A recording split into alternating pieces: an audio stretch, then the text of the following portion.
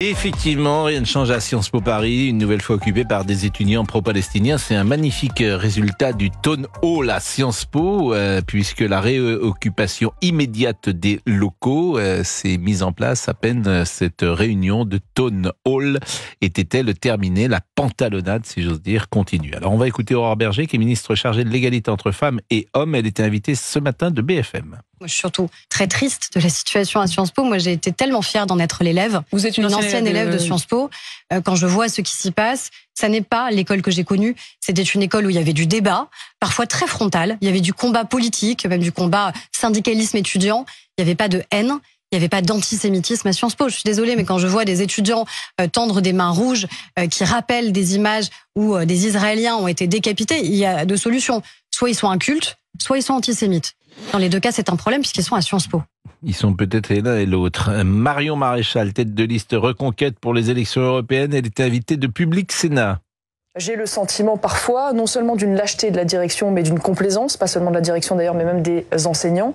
On voit même qu'à Sciences Po Menton, le campus a carrément été fermé. On se souvient à Sciences Po Paris de cet accord insupportable qui a consisté à renoncer aux sanctions disciplinaires en échange bien du déblocage de l'université.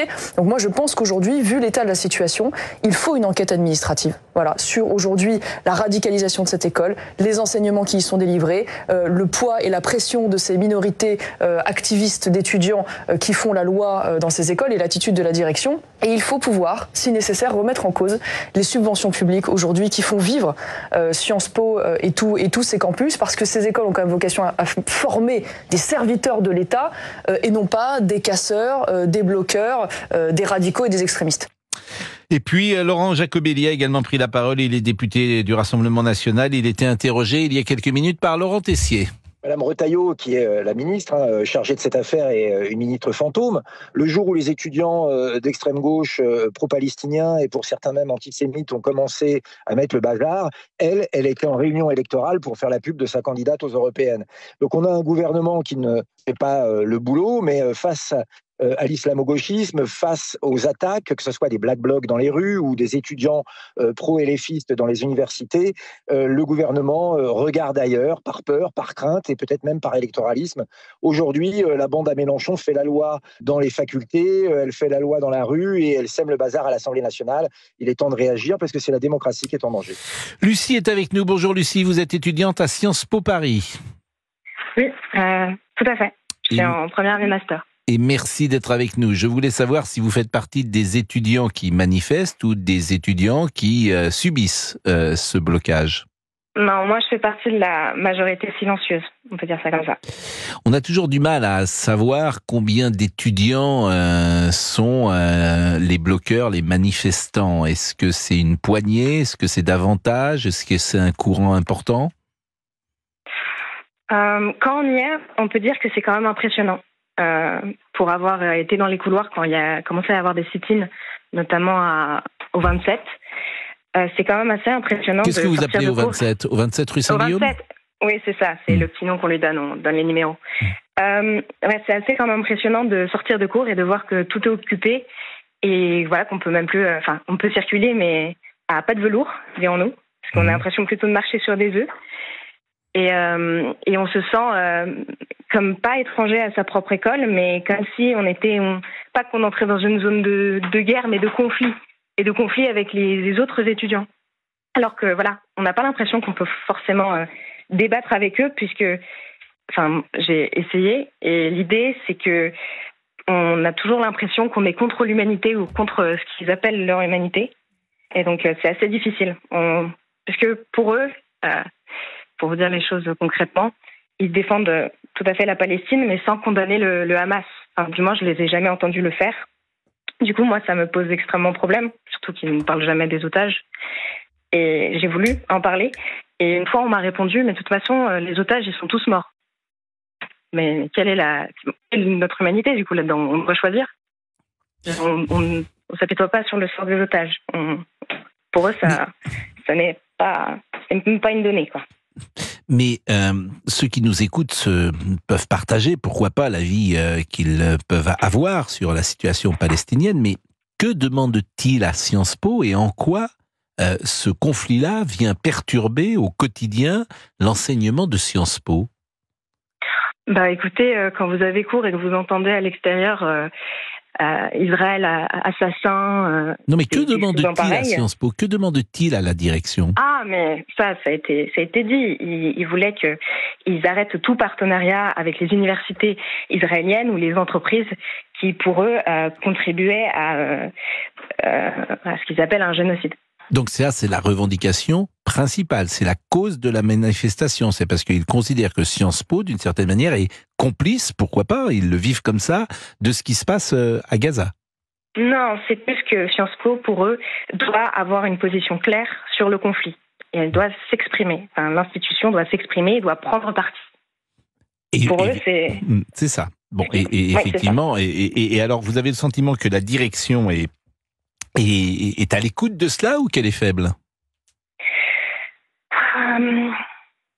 Comme vous avez pu voir dans les résultats, ce qui a été dit durant le Town Hall, la direction a décidé qu'il n'y aurait pas de groupe de travail pour parler des questions des partenariats. Donc, en ce sens-là, elle a été ferme. Et pour le reste, elle nous envoie des mails à nous, autres étudiants, pour nous dire ce qui se passe, mais sinon, elle est un peu... elle n'est pas si présente, je dirais. Vous étiez présente dans ce qu'on appelle ce Town Hall hier? Je n'avais pas pu être présente, mais j'ai eu tous les résultats puisqu'il y a eu une retranscription. Donc on a pu suivre ce qui se disait. Et tous les étudiants auraient pu être présents ou c'était un nombre limité d'étudiants qui étaient conviés? Donc il y avait des comités, mais on a aussi reçu un mail où il fallait s'inscrire dans la limite des places disponibles, puisque du coup c'était dans un amphi, donc il faut qu'il y ait assez de place. Mais on avait reçu, il y a un lien pour pouvoir s'inscrire. Donc qui veut aurait pu y aller. Lucie est avec nous et je rappelle que si vous nous écoutez à l'instant à 11h23 sur Europe 1, Lucie est étudiante à Sciences Po Paris et que c'est un témoin de ce qui se passe aujourd'hui. Les sanctions, que dit-on en interne? Est-ce que les sanctions sont envisagées de ces jeunes gens qui bloquent? Et est-ce que les sanctions peuvent aller jusqu'à l'exclusion définitive de Sciences Po? Il a été question de cela au début, mais je crois savoir que ça a été retiré de la table, qu'ils ont décidé de ne pas poursuivre les sanctions envers les manifestants, notamment ceux qui avaient essayé d'occuper le campus Saint-Thomas.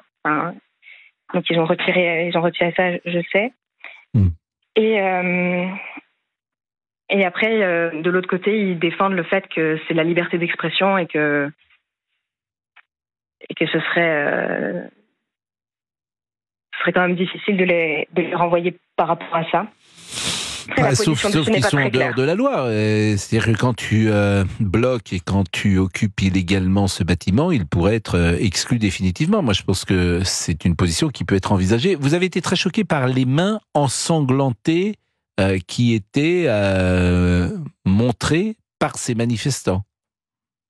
Oui, puisque étant à Sciences Po, étant très au fait du conflit israélo-palestinien, ces personnes sont au courant de l'histoire. Et elles ne peuvent pas se dire d'oublier certains événements de l'histoire en disant « non, on veut juste représenter des mains ensemble », surtout dans le contexte. Il y en a certains, ceux qui ont initié, devaient le savoir pertinemment. Ça me semble totalement absurde ou d'une mauvaise foi incroyable de dire qu'ils en étaient absolument pas conscients. On sera avec Pierre-Alexandre tout à l'heure, Pierre-Alexandre qui est intervenu déjà et qui a simplement envie de travailler, c'est ce qu'il nous disait, et qui est victime donc de ces blocages et de ces manifestants. On a l'impression que tout cela est parfois un prétexte à autre chose. C'est l'impression que j'ai, que au fond ces jeunes gens, je suis même pas sûr qu'ils sachent précisément ce qui se passe à Gaza et que je vois une autre motivation derrière tout cela. Est-ce que vous partagez cet avis, Lucie? Non, moi je suis pas forcément d'accord avec ça. Pour moi, ce sont des gens qui sont un peu trop, qui manquent de nuances dans le sens où pour eux, il n'y a que la population palestinienne qui souffre et que, je veux dire, des innocents qui meurent. C'est-à-dire que pour eux, il n'y a pas de Hamas, ou du moins, j'en entends pas parler. Ils ne condamnent pas ils condamnent le 7 octobre en disant que c'est une tragédie. Ils sont très enclins à poser des mots forts, mais ils n'ont jamais posé le mot de pogrom sur ce qui s'est passé le 7 octobre. Et moi, ça me gêne beaucoup. Et donc, Vous voyez, pour eux, il n'y a qu'une seule sorte d'humanité et du coup, ils se placent pour eux du bon côté de l'histoire. C'est quand même ce qu'a dit une personne de LFI, n'est-ce pas? Qu'il y avait un bon côté de l'histoire et qu'ils étaient du bon côté. Et moi, je pense que le bon côté de l'histoire, c'est la paix. Et c'est la paix entre les deux, entre les Israéliens et les Palestiniens. Et ça, j'ai l'impression que quand on crie Israël assassin, on oublie toute la population palestinienne, israélienne, pardon. Et en fait, on essentialise le gouvernement à tout Israël. Alors qu'il y a quand même en Israël des gens qui descendent dans la rue contre leur gouvernement. Bien sûr. C'est quand même fou de se dire. Mais bien sûr, et on peut être d'ailleurs extrêmement sévère sur Netanyahou. Oui, tout à fait. Je pense qu'on peut remettre en cause cette politique, bien évidemment. C'est ce qu'a fait avec beaucoup d'intelligence Alain Finkielkraut cette semaine dans le Figaro. Bien sûr que Netanyahou est un frein aujourd'hui à une possible avancée sur ce dossier. C'est ce qu'il disait et il n'a pas tout à fait tort. Je vais vous remercier, Lucie. Mais là, il sert juste à embraser le conflit. C'est ce que je disais, en fait. Ça ne va pas aider, ça va juste embraser et polariser le conflit que de ne pas parler et de chercher vraiment la paix. On cherche un cessez-le-feu, mais on ne cherche pas à rendre les otages, par exemple. Vous voyez, il n'y a pas la part des choses qui est faite pour qu'il y ait une paix durable des deux côtés. Alors que c'est à Sciences Po, nous, on devrait choisir les chemins les plus difficiles. Lucie, restez avec nous et puis on va se dire au revoir tout de suite après la pause et puis on va écouter également Émilie Dez qui va nous rappeler les infos du jour. À tout de suite.